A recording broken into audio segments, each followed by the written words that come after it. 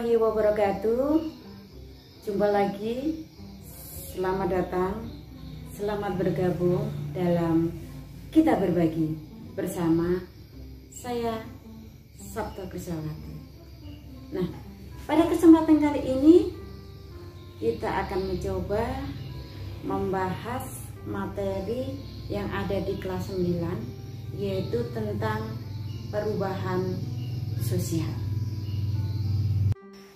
Di dalam materi pembelajaran ini ada beberapa tujuan yang ingin kita capai, yaitu yang pertama adalah menjelaskan pengertian perubahan sosial secara benar.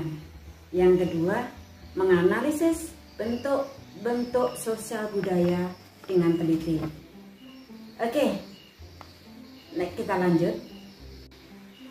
Perubahan sosial adalah perubahan pada unsur-unsur kebudayaan, baik yang bersifat material maupun imaterial atau non-material.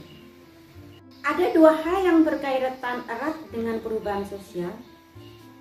Yang pertama adalah modernisasi, yang kedua adalah globalisasi. Yang pertama dulu kita bahas adalah tentang modernisasi. Apa yang dimaksud dengan modernisasi? Ya, modernisasi adalah proses perubahan masyarakat beserta dengan kebudayaannya dari hal yang bersifat tradisional menuju hal yang bersifat modern. Pada pekerjaan petani ada penggarapan sawah yang kalau dulu dibajak dengan sapi atau kerbau, sekarang sudah digantikan dengan traktor.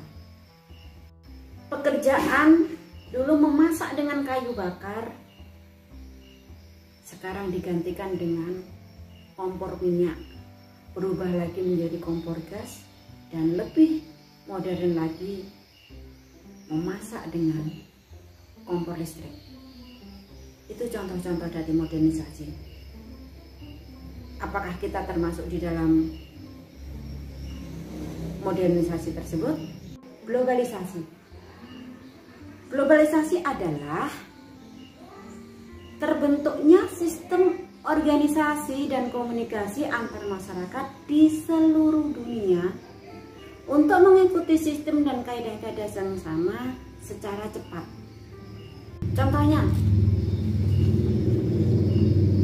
ketika orang berkomunikasi, kalau zaman dulu harus mengirim surat yang lama, ada telegram, kemudian harus berkunjung, harus berpapasan langsung, harus ketemu dengan langsung, dan harus dengan memerlukan waktu yang harus ditentukan, tidak mesti bisa cepat.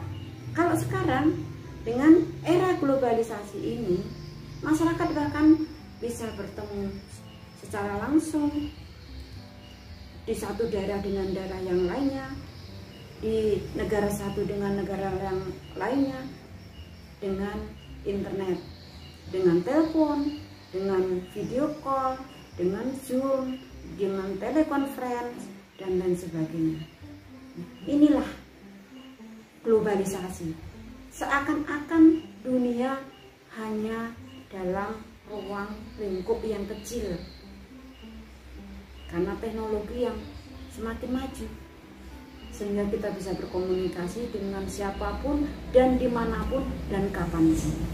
Ya, kita lanjutkan ke materi selanjutnya adalah bentuk-bentuk perubahan sosial. Coba lihat kita ini bagian yang ada di sini. Bentuk-bentuk perubahan sosial dibagi menjadi 3. Nah, yang pertama adalah bentuk perubahan sosial menurut waktunya. Yang kedua, menurut pengaruhnya, dan yang ketiga adalah menurut perencanaannya. Coba yang pertama. Yang pertama menurut waktunya dibagi lagi menjadi 2, yaitu revolusi dan evolusi. Kemudian yang kedua, menurut pengaruhnya dibagi 2 lagi, yaitu besar dan kecil. Dan yang ketiga, menurut perencanaannya dibagi lagi menjadi dua, yaitu perubahan yang direncanakan dan tidak direncanakan. Revolusi. Apa yang dimaksud dengan revolusi? Ada yang tahu? Ya, revolusi. Revolusi adalah perubahan yang terjadi dalam waktu yang cepat, tidak memerlukan waktu yang lama. Masih bingung? Kita ambil contohnya. Tahun 1998, pemerintahan Indonesia terjadi sebuah demonstrasi besar-besaran untuk menggulingkan masa kepresidenan Bapak Soeharto, yang kemudian berhasil digulingkan oleh demonstran dan diganti kepala negara atau presiden adalah Bapak B.J. Habibie. Yang kedua, evolusi. Apa yang dimaksud dengan evolusi?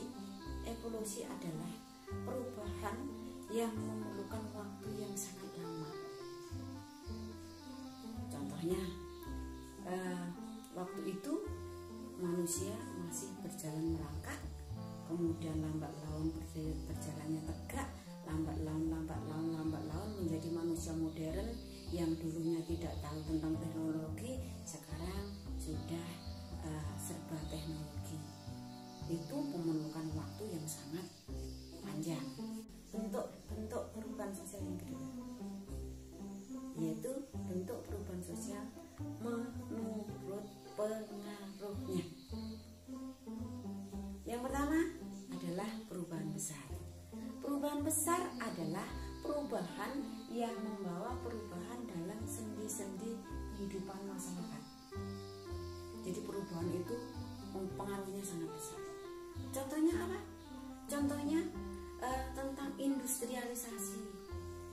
Kalau dulu banyak terbentang persawahan, kemudian masyarakat hidup di sektor pertanian. Sekarang sudah bergeser. Kalau dulu persawahan, sekarang sudah berganti, banyak berubah menjadi gedung-gedung pabrik, sehingga dulu yang petani bergeser menjadi buruh pabrik. Itu contoh dari perubahan besar. Sekarang perubahan kecil. Perubahan kecil adalah perubahan yang pengaruhnya sangat kecil, bahkan tidak berpengaruh di kehidupan masyarakat secara keseluruhan. Contohnya apa? Gaya potong rambut, kemudian gaya busana. Contohnya lagi, kalau dulu para perempuan dulu kalau datang ke tempat kondangan atau hajatan memakai kebaya. Nah sekarang bajunya sudah baju yang gaun-gaun yang model-model sekarang. Itu perlu berubah, tetapi tidak membawa pengaruh yang besar kepada masyarakat. Untuk perubahan sosial menurut perencanaannya. Perubahan sosial menurut perencanaannya yang pertama adalah perubahan yang direncanakan. Artinya bagaimana perubahan ini yang memang diinginkan dan sengaja dibuat perubahan oleh masyarakat itu sendiri. Contohnya apa? Contohnya misalnya tentang pembangunan sebuah jalan yang dulunya adalah pembangunan itu jalan itu masih tanah, kemudian sekarang menjadi aspal. Terus pembangunan gedung-gedung.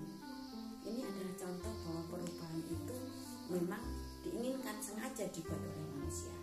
Dan perubahan itu biasanya ada pemimpinnya yang namanya agent of change, pembawa perubahan. Segala sesuatu perubahan pasti ada yang memimpinnya, paling tidak ada yang di depan. Perubahan yang tidak direncanakan, yaitu perubahan yang di luar dari kemauan atau kehendak dari masyarakat atau manusia itu sendiri.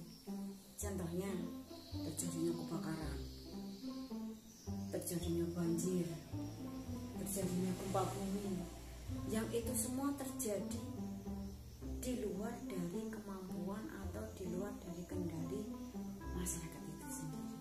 Sekian materi dari saya untuk sesi yang pertama ini tentang perubahan sosial. Semoga bermanfaat. Tetap sehat, tetap semangat, tetap selalu bahagia, karena bahagia adalah hak Anda semuanya. Terima kasih. Wassalamualaikum warahmatullahi wabarakatuh.